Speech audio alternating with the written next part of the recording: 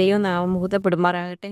ഇന്ന് എന്നെ ശ്രവിക്കുന്ന എൻ്റെ എല്ലാ പ്രിയപ്പെട്ടവർക്കും നമ്മെ ചേർത്തുകൊള്ളുവാനായി വേഗം വരുന്ന കർത്താവായ യേശുക്രിസ്തുവിൻ്റെ നാമത്തിൽ സ്നേഹവന്ദനം. ഈ ദിവസങ്ങളിൽ നാം ദൈവത്തിൻ്റെ വചനത്തിലുള്ള ഒരു പ്രധാനപ്പെട്ട സത്യത്തെക്കുറിച്ച് പഠിക്കുകയായിരുന്നല്ലോ. വിതയ്ക്കുന്നത് കൊയ്യും എന്നുള്ളത്. ഗലാത്യ ലേഖനത്തിലുണ്ട്, വഞ്ചിക്കപ്പെടാതിരിപ്പിൻ, മനുഷ്യൻ വിതയ്ക്കുന്നത് തന്നെ കൊയ്യും. അപ്പോൾ ഈ ലോകത്തിൽ നാം വിതയ്ക്കുന്നത് കൊയ്യും എന്നുള്ളത് നാം കണ്ടു. അത് മാത്രമല്ല, 2 സൈസ് വിത്തുകളെ കുറിച്ചുണ്ട്. ഒന്ന് ജഡത്തിൻ്റെ വിത്ത്, ആത്മാവിൻ്റെ വിത്ത്. ജഡത്തിൻ്റെ വിത്തിനെ കുറിച്ചാണ് നാം ഈ ദിവസങ്ങളിൽ ചിന്തിച്ചുകൊണ്ടിരിക്കുന്നത്. നാം ജഡത്തിൻ്റെ വിത്ത് കൊയ്താൽ എന്ത് സംഭവിക്കും എന്നുള്ളതാണ് നാം ചിന്തിച്ചുകൊണ്ടിരിക്കുന്നത്. ഇന്ന് നമുക്ക് ഒരു ജഡത്തിൻ്റെ വിത്തിനെ കുറിച്ച് നമുക്ക് പഠിക്കാം. അതിനായിട്ട് നമുക്ക് മർക്കോസ് എഴുതിയ സുവിശേഷം 7-ാം അധ്യായത്തിൻ്റെ 20 മുതലുള്ള വാക്യങ്ങൾ വായിക്കാം. മർക്കോസ് 7:20 മുതലുള്ള വാക്യങ്ങൾ. മനുഷ്യരിൽ നിന്ന് പുറപ്പെടുന്ന അത്രേ മനുഷ്യനെ അശുദ്ധനാക്കുന്നത്. അകത്തു നിന്ന് മനുഷ്യരുടെ ഹൃദയത്തിൽ നിന്ന് തന്നെ ദുർചിന്ത, വ്യഭിചാരം, പരസംഗം, കുലപാതകം, മോഷണം, അത്യാഗ്രഹം, ദുഷ്ടത, ചതി, ദുഷ്കർമ്മം, വിടക്ക് കണ്ണ്, ദൂഷണം, അഹങ്കാരം, മൂഢത എന്നിവ പുറപ്പെടുന്നു. ഇവിടെ പറയുന്നുണ്ട്, മനുഷ്യൻ്റെ ഹൃദയത്തിൽ നിന്ന് പുറപ്പെടുന്നതായിട്ടുള്ള കാര്യങ്ങളാണ് ഇവിടെ പറയുന്നത്. ഇതാണ് ഈ ലോകത്തിലുള്ള വിത്ത്. നമുക്ക് ജഡത്തിൻ്റെ വിത്തുകളാണിത്. നമ്മുടെ ജഡശരീരത്തിൽ നിന്ന് പുറപ്പെടുന്നതാണ്. എന്നാൽ നമ്മൾ ഈ ജഡത്തിൻ്റെ വിത്തുകൾ വിതയ്ക്കുവാനല്ല ദൈവം, രക്ഷിക്കപ്പെട്ട ദൈവമക്കളെക്കുറിച്ച് ആഗ്രഹിക്കുന്നത്.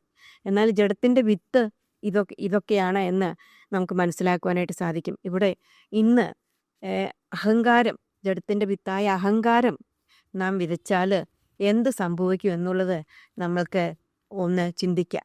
ഇവിടെ പറയുന്നുണ്ട്, ജഡത്തിൻ്റെ വിത്തായ അഹങ്കാരം, മൂഢത എന്നിവ പുറപ്പെടുന്നു. അപ്പോൾ അഹങ്കാരം നമ്മുടെ ജീവിതത്തിൽ ഉണ്ടായാൽ എന്ത് സംഭവിക്കും എന്നുള്ളത് ദൈവത്തിൻ്റെ വചനത്തിൽ അനേക ഭാഗങ്ങൾ കൂടെ നമുക്ക് മനസ്സിലാക്കുവാനായിട്ട് സാധിക്കും. സദൃശവാക്യങ്ങളിൽ അനേക വേദഭാഗങ്ങളിൽ ഈ ജഡത്തിൻ്റെ വിത്തിനെ കുറിച്ച് നമുക്ക് കാണാനായിട്ട് സാധിക്കും. അതിൻ്റെ 11-ന്റെ 2-ാം വാക്യത്തിൽ നമുക്ക് കാണാനായിട്ട് വരുന്ന 11-ന്റെ 2-ാം വാക്യം നമുക്ക് വായിക്കാം. സദൃശവാക്യങ്ങൾ 11-ന്റെ 2-ാം വാക്യത്തിൽ അവിടെ കാണുന്ന, അഹങ്കാരം വരുമ്പോൾ ലജ്ജയും വരുന്നു.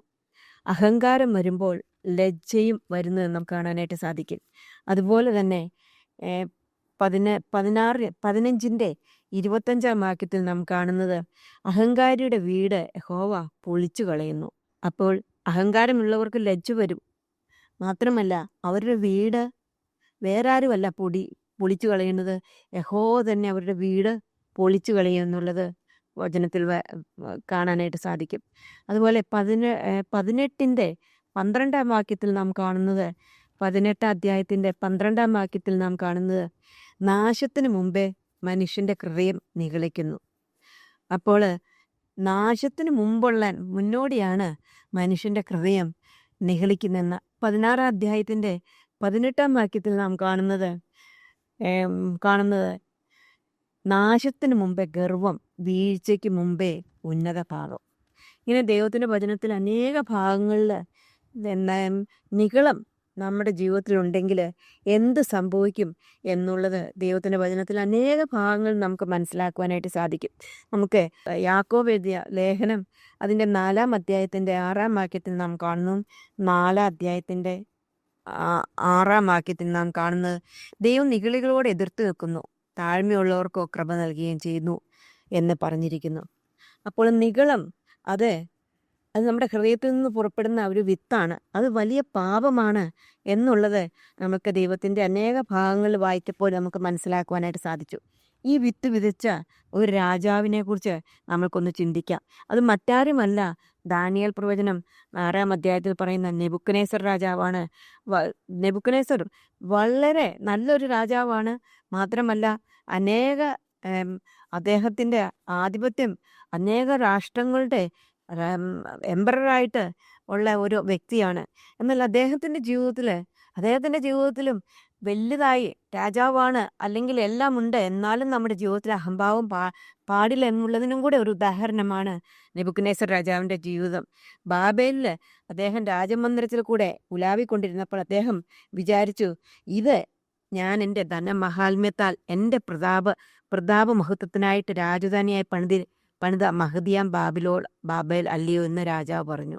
അപ്പോൾ രാജാവ് ദൈവത്തെ അങ്ങ് മറന്നിട്ട് അവൻ ഉണ്ടാക്കിയതല്ല, അവൻ്റേതാണ്, അവൻ്റെ കഴിവുകൊണ്ടാണ്. കാരണം മനുഷ്യന് എന്തെങ്കിലും ഉണ്ടെങ്കിൽ അത് ദൈവം തന്നതാണ്, ദൈവത്താൽ നടക്കുന്നതാണ്. നമ്മുടെ പഠിത്തം, നമ്മൾ പഠിക്കുന്നതിന് നല്ല റിസൾട്ട് കിട്ടുന്നത്, നമുക്ക് നല്ല ജോലി കിട്ടുന്നത്, നല്ല വീടുണ്ടാകുന്നത് കർത്താവിന് പൊളിച്ചു കളയാനായിട്ട് സാധിക്കും. നികളം വന്നാൽ വീട്, അങ്ങനെയുള്ളതെല്ലാം സർവവും യഹോവയാൽ ഉണ്ടാകുന്നതാണ്. അപ്പോൾ ഈ ബാബേൽ രാജാവ് നോക്കിയപ്പോൾ ഇത്രയും വലിയ രാഷ്ട്രത്തിൻ്റെ അന്ന് ലോകത്തിൻ്റെ ഉള്ള അനേക രാഷ്ട്രങ്ങളുടെ അധിപതിയായിട്ട് വഴുന്ന അദ്ദേഹം പറയുകയാണ്, ഇതെല്ലാം ഞാൻ എൻ്റെ പ്രതാപമുഹൂർത്തത്തിനായിട്ട് എനിക്കായി ഉണ്ടാക്കിയതാണെന്ന്. ആ വാക്ക് രാജാവിൻ്റെ വായിൽ നിന്ന് വീണപ്പോൾ തന്നെ സ്വർഗത്തിൽ നിന്നൊരു ശബ്ദമുണ്ടായെന്നാണ് നാം കേൾക്കുന്നത്. ദൈവം പറയാണ്, നെബൂഖദ്നേസർ രാജാവേ, നിന്നോടിത് കൽപ്പിക്കുന്നു, രാജ്യത്ത് നിന്നെ വിട്ട് നീങ്ങിയിരിക്കുന്നു. നമ്മൾ കണ്ടു, യഹോവ വീട് പൊളിച്ചു കളയുന്നു. അധംപതനത്തിനുള്ള വഴിയാണ് നിഹളം. ഇവിടെ അത് നമുക്ക് കാണാനായിട്ട് സാധിക്കും. നിന്നെ മനുഷ്യരുടെ ഇടയിൽ നിന്ന് നീക്കിക്കളയും, നിന്റെ പാർപ്പ് കാട്ടിലെ മൃഗങ്ങളോട് കൂടി ആയിരിക്കും, നിന്നെ കാളയെപ്പോലെ പുല്ല് തീറ്റും. അത്യുന്നതനായവൻ മനുഷ്യന്റെ രാജ്യത്വത്തിന്മേൽ വാഴുകയും അതിനെ തനിക്ക് ബോധിച്ചവന് കൊടുക്കുകയും ചെയ്യുന്നു എന്ന് നീ അറിയുന്നത് വരെ നിനക്ക് 7 കാലം കഴിയും. ഉടനെ തന്നെ ആ വാക്ക് നെബൂഖദ്നേസറിനെ നിവൃത്തിയായി.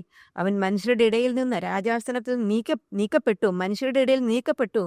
അവൻ്റെ രോമം കഴുകൻ്റെ തൂവൽ പോലെ, അവൻ്റെ നഖം പക്ഷിയുടെ നഖം പോലെയും വളരുന്നത് വരെ അവൻ കാളെ എന്ന പോലെ പുല്ല് തിന്നുകയും അവൻ്റെ ദേഹം ആകാശത്തിലെ മഞ്ഞുകൊണ്ട് നനയുകയും ചെയ്യുന്നു. ഇന്ന് അദ്ദേഹം ഒരു രാജാവല്ല, ഒരു രാഷ്ട്രപതിയല്ല, അവൻ രാജധാനിയിലും അല്ല ജീവിക്കുന്നത്. അങ്ങനെ കുറച്ചു കഴിഞ്ഞപ്പോൾ അവന് മനസ്സിലായി, അവനെ കൊണ്ട് ഒന്നും സാധിക്കത്തില്ല, ദൈവത്താലല്ലാതെ ഒന്നും സാധിക്കില്ല.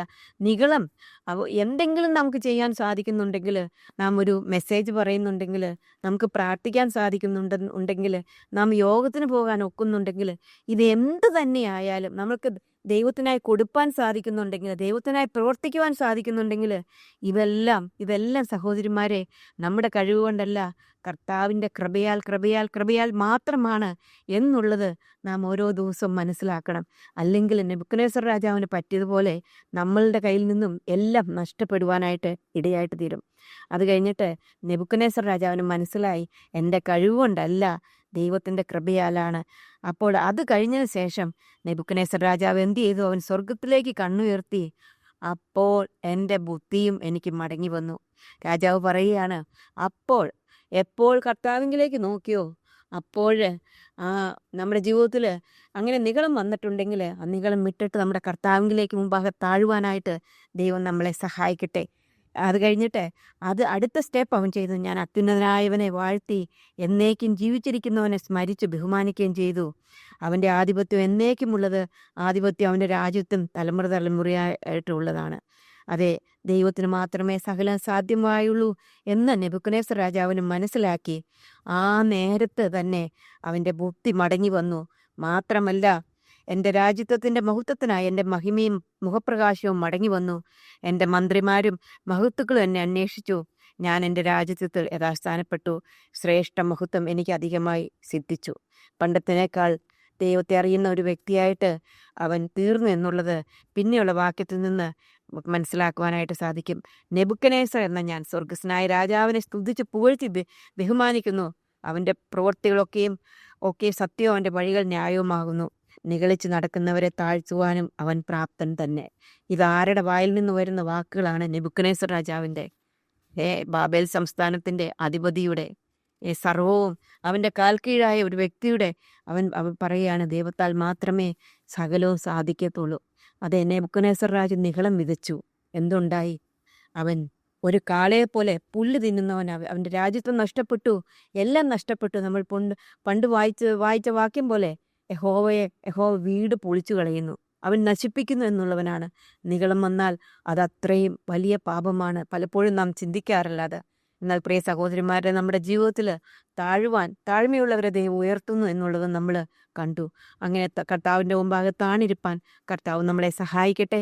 വരുന്ന ദിവസങ്ങളിൽ ഓരോ ദിവസവും സാത്താൻ നമ്മളെ നിഗളിക്കുവാനുള്ള ചാൻസ് തരുമ്പോൾ നാം നിഗളിക്കാത്തവരായിട്ട് കർത്താവിൻ്റെ ആത്മാവിന് കീഴ്പ്പെട്ടുകൊണ്ട് നിഗളമില്ലാത്തവരായിട്ട് താഴ്മ വിതയ്ക്കുവാനായിട്ട് ദൈവം നമ്മളെ സഹായിക്കട്ടെ. അവൻ്റെ വലിയ നാമം മഹത്വപ്പെടുമാറാകട്ടെ.